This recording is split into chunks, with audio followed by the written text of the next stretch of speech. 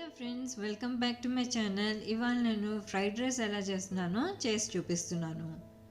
First కడాయి తీసుకొని 3 table spoon oil వేస్తున్నాను. 100 గ్రామ్స్కి సరిపడ్డ బీన్స్ను carrot చాలా సన్నగా కట్ చేసుకున్నవి వేస్తున్నాను.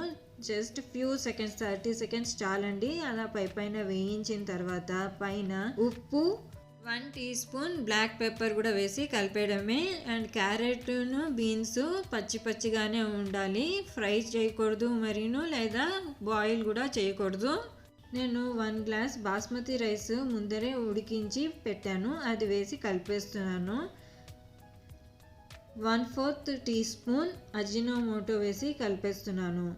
ఇంకా స్టవ్ ఆఫ్ చేసేసిన తర్వాత ఆ వేడి మీదనే కప్పుకి సరిపడ్డ స్ప్రింగ్ ఆనియన్ లీవ్స్ తీసుకొని ఆ వేడి మీదనే కలిపేయడమే. అంతే, ఫ్రైడ్ రైస్ రెడీ అయిపోయింది. నా వీడియో నచ్చితే లైక్, షేర్ అండ్ సబ్స్క్రైబ్. మళ్ళీ వేరే వీడియోతో కలుస్తాను. అప్పటి వరకు బాయ్.